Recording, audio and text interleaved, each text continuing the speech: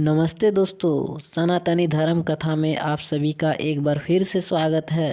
तो चलिए video start करते हैं। इस क्रिया के योग का विस्तार पूर्वक वर्णन परमहंस योगानंदन जी द्वारा कृत पुस्तक योगी कथामृत में भी दिया गया है। इस पुस्तक की लाखों प्रतियां संसार की 20वें भाषा में हाथों हाथ बिक चुकी है। इस क्रिया योग की विशेष कुंजी का वर्णन श्री कृष्ण भगवान जी ने गीता में स्वयं किया है। योगी आपन वायु को प्राण में तथा प्राण वायु को आपन वायु में हवन करके प्राण आपन की गति को अवरोध करके प्राणायामयन हो जाता है। गीता का यह श्लोक और क्रिया योग के ठोस आधार है। लाहिड़ी महाशय का क्रिया योग आज संसार भर में अत्याधुनिक क्रांति ला रहा है। इस योग के प्रसार विश्वविख्यात महायोगी परमहंस योगानंदन जी का योगदान अद्वितीय रहा। उन्होंने अपने समस्त जीवन को भारत, यूरोप तथा विशेषकर अमेरिका में योग की स्थापना और प्रसार के प्रति समर्पित करके मानव जीवन का बड़ा कल्याण किया है।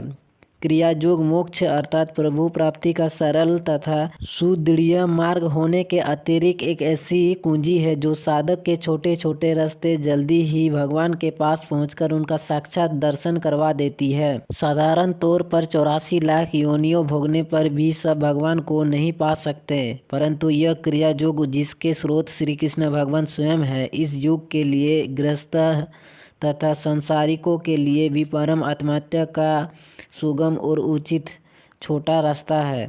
इसमें कुंडलिनी जागरण की विशेष विज्ञान पर आधारित विधि है। इसका माध्यम एक विशेष प्रकार का प्राणायाम है। इस प्रकार विधि के प्राण ऊर्जा का निरंतर और प्रयोग है।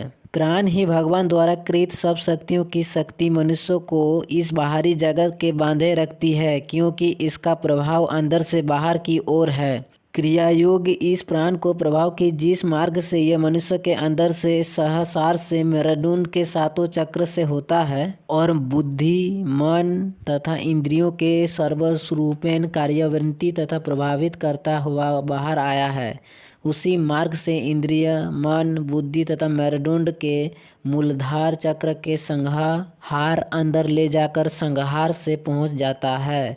इसका माध्यम एक विशेष प्रकार का प्राणायाम है। प्राण जब संहार में वापस लौट जाता है तो मनुष्य आंतरिक जीवन के सत्य को देख लेता है और सैन्य सैन्य आत्मा का साक्षात कर लेता है। क्रिया योग का वर्णन योग दर्शन के साधन पाद के प्रथम सूत्र में भी किया है। तप क्रिया योग का अर्थ तप, स्वाध्याय, ईश्वर शरणगति क्रिया योग है। वास्तव में प्राणायाम से बढ़कर कोई तप नहीं। स्वाध्याय का अर्थ योग ईश्वर संबंधी ग्रंथों का अध्ययन तथा अपने आप का ही